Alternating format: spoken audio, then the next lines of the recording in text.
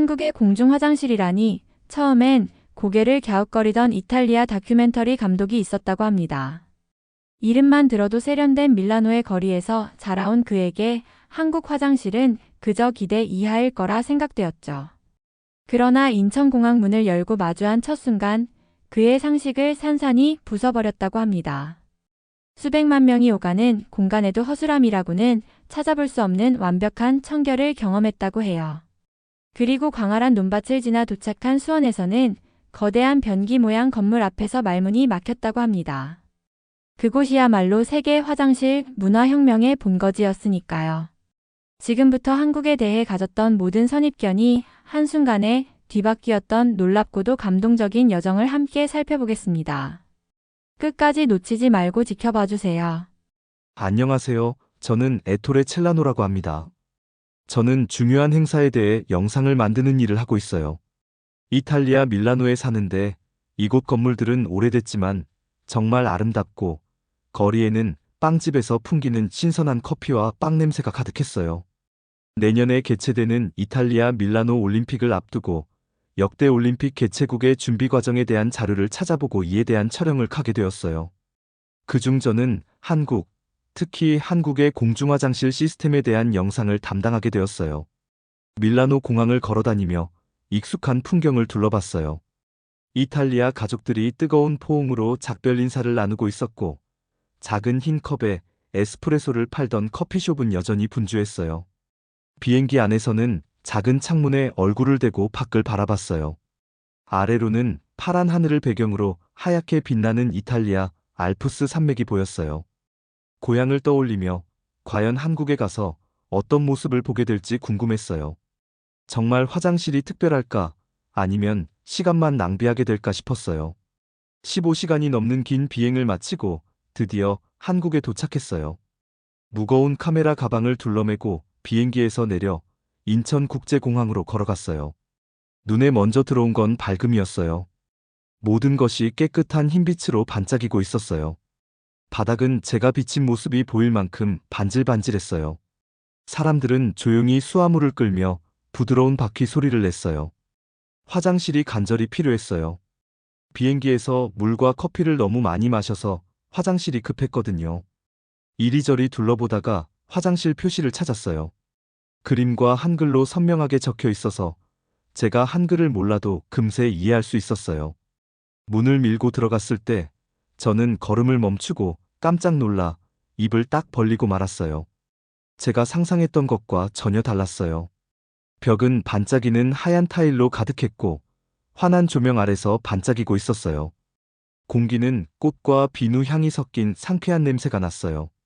숨겨진 스피커에서는 잔잔한 음악이 흘러나와 마음을 차분하게 해주었어요. 저는 화장실 안으로 더 들어가며 두 눈을 크게 뜨고 둘러봤어요. 각 칸은 밀라노 집 화장실보다도 컸어요. 문은 두꺼운 나무로 만들어져 빈틈없이 닫혔어요.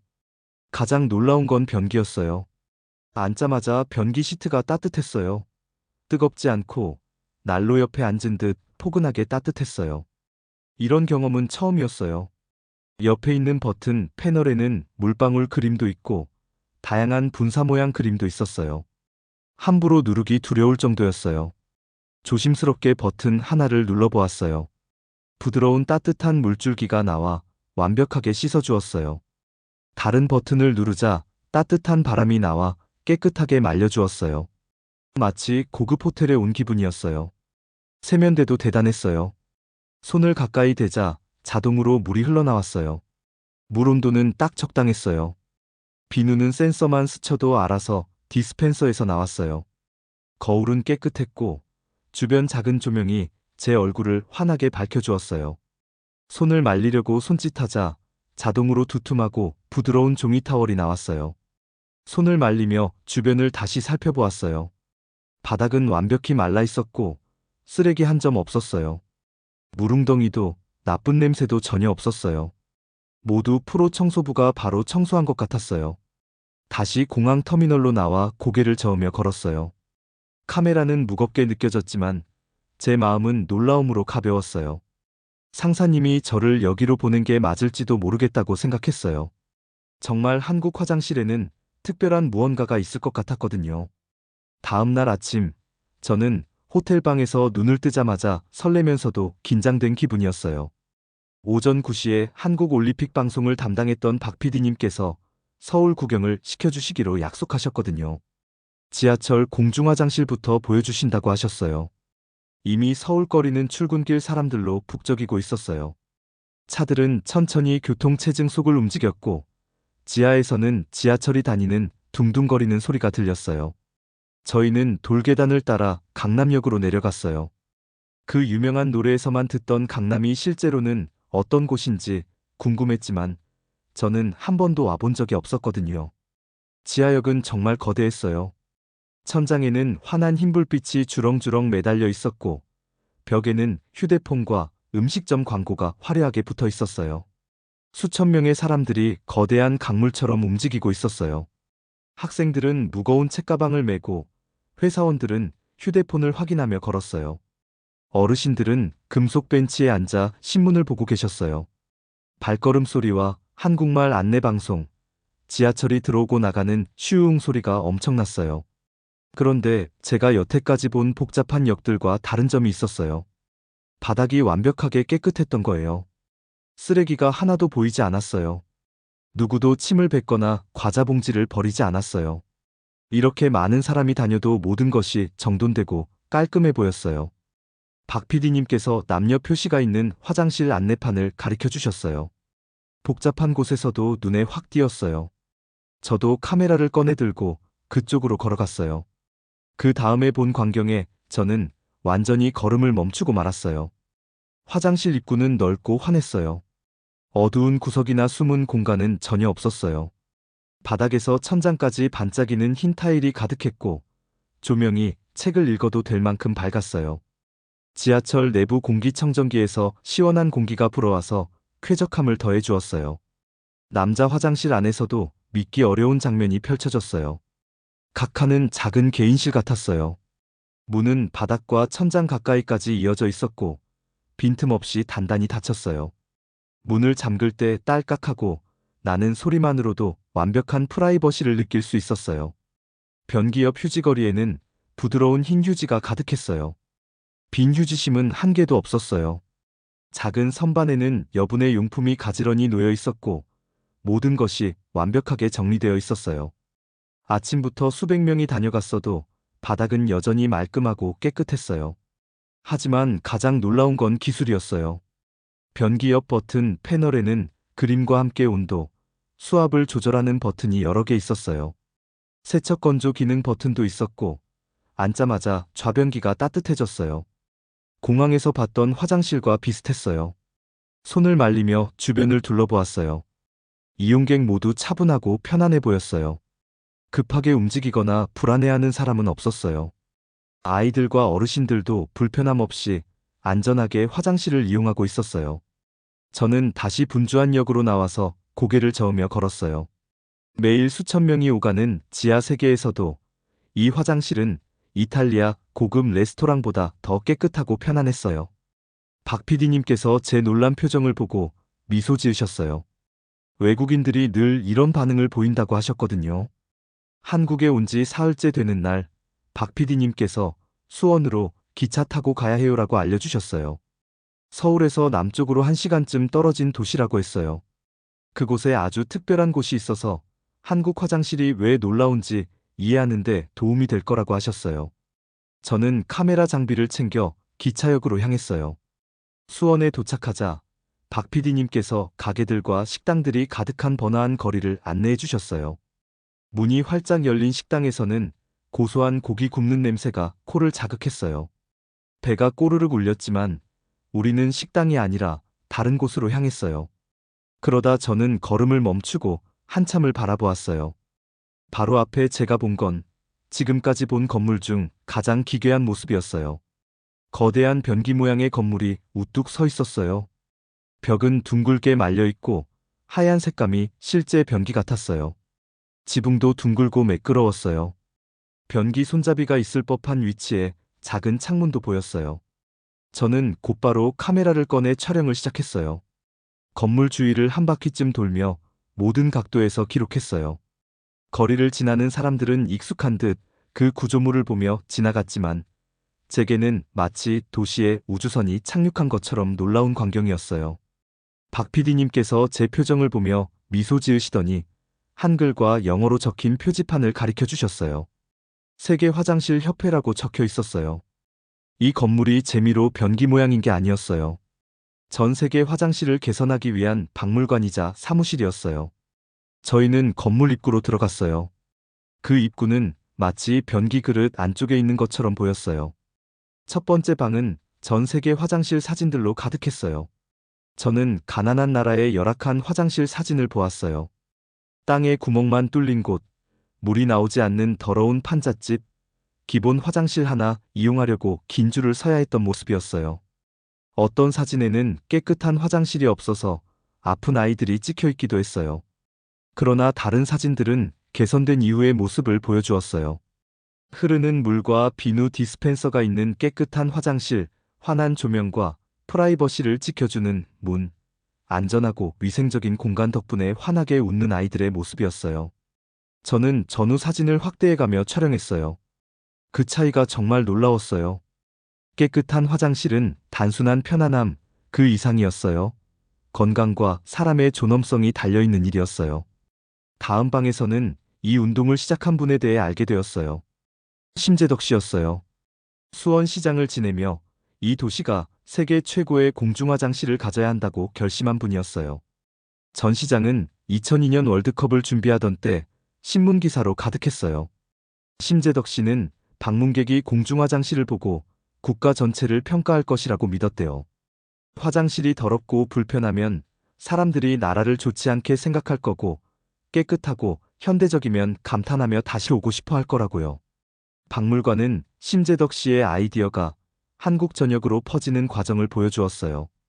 사진에는 작업자들이 화장실을 교체하고 벽을 칠하고 직원들에게 청결 교육을 하는 모습이 담겨 있었어요.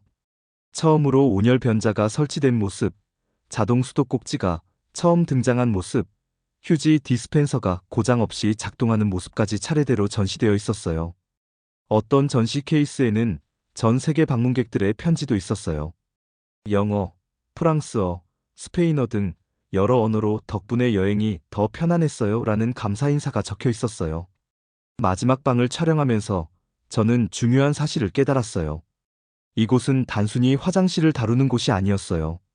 사람과 방문객을 소중히 여기는 나라가 일상적인 공간을 특별한 경험으로 바꿔놓은 철학이 담긴 곳이었어요.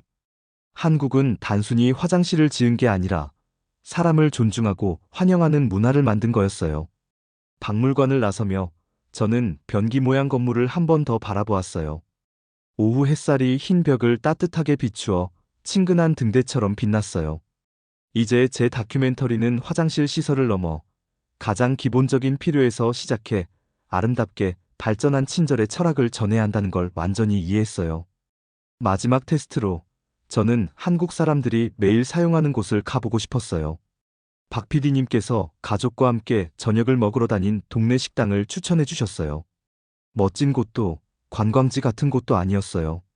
직장인들이 퇴근 후 편하게 찾아오는 작은 식당이었어요. 박 PD님이 고른 식당은 세탁소와 휴대폰 수리점 사이에 아담하게 자리 잡고 있었어요. 한글 간판만 있어서 저는 글자를 하나도 읽을 수 없었어요. 작은 창문 너머로는 손님들이 낮은 식탁에 앉아 금속 그릇에서 식사를 하며 조용히 이야기하는 모습이 보였어요. 문을 열자 맛있는 냄새가 가득한 따뜻한 공기가 저희를 반겨주었어요. 내부는 정말 아담했어요. 저희는 사용감이 잘 배인 나무 테이블에 앉았어요. 건설 현장용 헬멧을 아직 벗지 않은 일꾼, 단정한 옷차림의 회사원, 책가방을 메고 온 학생 등 손님들도 모두 동네 사람들이었어요. 모두 편안하고 익숙한 표정으로 식사하고 계셨어요. 박 PD님께서 벽에 붙은 손글씨 메뉴를 가리키며 주문하셨어요. 곧 할머니께서 야채가 둥둥 떠있는 뜨끈한 국과 구운 돼지고기 접시, 입맛을 돋우는 배추김치 반찬을 가져다 주셨어요. 대부분 음식을 먹었을 때쯤 저는 실전 테스트를 위해 화장실에 다녀오겠다고 양해를 구했어요. 이 평범한 동네 식당에도 내가 본 다른 곳들만큼 놀라운 화장실이 있을까 궁금했거든요.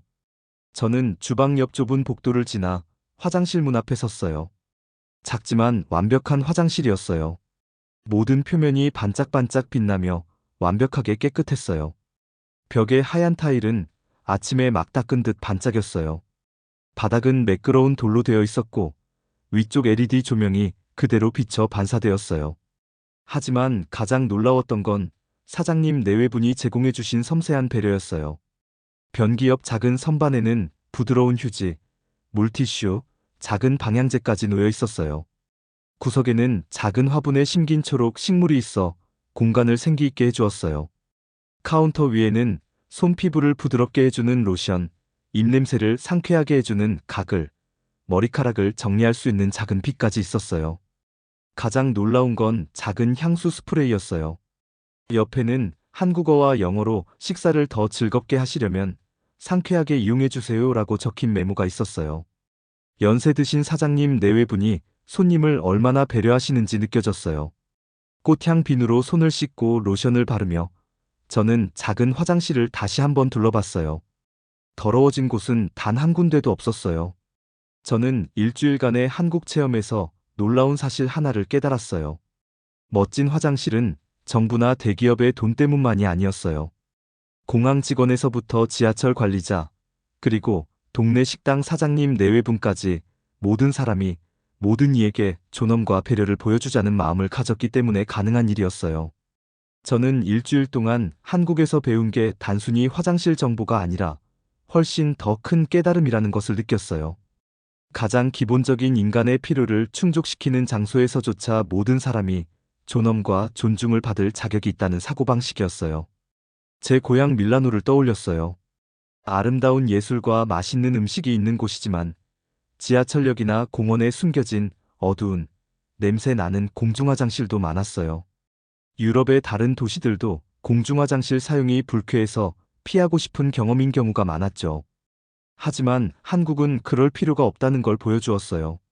공중화장실에 시간과 돈, 세심한 관심을 투자하기로 결심하면 사람들을 당황하게 하고 서둘러 나가게 하는 곳이 아니라 편안하고 환영받는 공간으로 만들 수 있다는 걸요. 이제 제 다큐멘터리는 단순한 한국 화장실 탐방이 아니게 되었어요. 작은 친절과 세심한 배려가 어떻게 한 나라에 대한 인식을 바꾸는지 보여주는 이야기였어요. 이 시설을 이용한 모든 방문객은 긍정적인 기억과 이야기를 가득 들고 고국으로 돌아갈 거예요. 비행기에 탑승하며 저는 마지막으로 터미널을 돌아봤어요. 밝은 조명, 깨끗한 바닥, 웃으며 일하는 공항 직원들이 바로 제가 한국에서 배운 환대와 배려의 모든 것이었어요. 긴 비행 동안 저는 다큐멘터리 대본을 구상했어요. 저는 회의론자로 한국에 왔지만 기본만 잘 갖춘 화장실을 기대했을 뿐이었어요. 그런데 모든 공공장소를 존중과 친절을 표현할 기회로 만든 철학을 발견했어요. 라는 말로 시작하려고요. 비행기가 밀라노에 도착했을 때 저는 배운 것을 알리고 싶은 흥분과 동시에 약간의 아쉬움을 느꼈어요. 이젠 이탈리아에서 공중화장실을 사용할 때 예전처럼 느끼지 못할 거라는 것을 알았거든요. 한국이 제 기대를 높여주었고 모두가 존중받아 마땅하다는 믿음을 제게 보여주었으니까요. 오늘의 사연 어떠셨나요? 오늘 이야기가 재밌으셨다면 구독과 좋아요를 부탁드립니다. 시청해주셔서 감사합니다.